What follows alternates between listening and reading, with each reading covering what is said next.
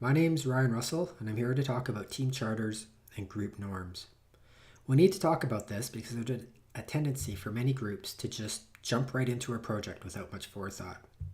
They often do this because there's time pressure to get the work done, they're task focused on working, and they really want to avoid conflict of some challenging conversations that could occur at the beginning of the project. We need to resist this temptation. We need to say, "Welcome to the team." We need to create a foundation that is built upon trust, where team members can be vulnerable. Building a strong foundation can help avoid issues that arise later in a group's lifespan. We need this groundwork because we know that conflicts are inevitable and a natural part of group work. Parts that should be included in a team charter are discussions about its purpose, contact information, how to be a team member, roles and responsibilities, a breakdown of tasks, scheduling, and the use of technology. For the purpose, there needs to be a clear understanding why the group is formed. Are we getting to the top of the mountain? Are we looking for a different way around the mountain? Are we just there for a scenic vacation? There needs to be alignment towards a common goal. We need to ask questions like, what is your purpose? Who are you doing this for? And why are you doing this? For students, the why question can be related to the work quality and what grade are you trying to accomplish. Contact information is important. We need to know how to get a hold of each other, so often there's an exchange of telephone numbers or email addresses. A more challenging conversation is how to be a team member. Often, we generate lists of traits that are desirable, so words like respect come out. And how do we care for each other? Will there be a check-in or check-out? Will we provide feedback? How will we provide feedback?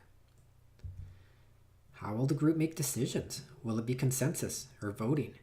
We need to be aware that no one disagreeing is not the same as everybody agreeing.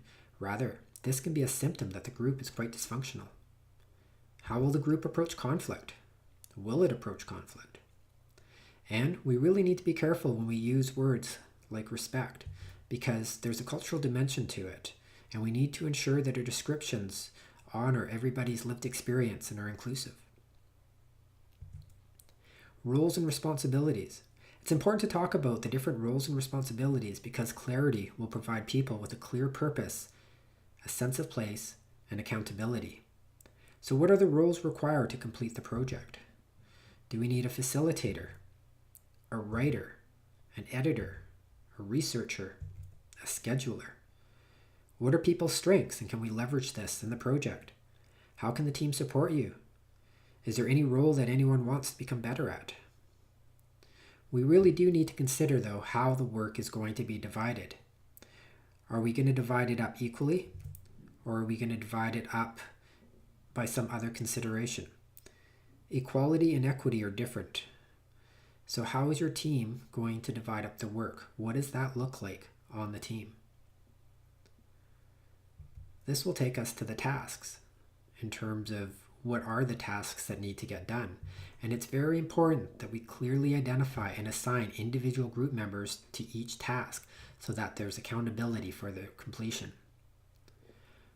Once the tasks have been assigned, we can look at scheduling. It is really important to work from the deadline backwards to set deadlines for each task. More important is discussions around blackout dates, or are there any times that people can't participate within group meetings or within group work? And it's always important to remember that face-to-face meetings can often be the best for having discussions. Finally, the use of technology. How will the group communicate? What electronic platforms will be used to share documents? And more importantly, what is the allowable response time to answer queries? This can create a lot of tension and conflict within a group when it seems that somebody isn't doing their job just because they were under the assumption that they had more time to answer a question. Taking the time to work through these discussions at the beginning of the project can help provide the blueprints to navigate the inevitable tensions and conflicts that bubble up in teamwork.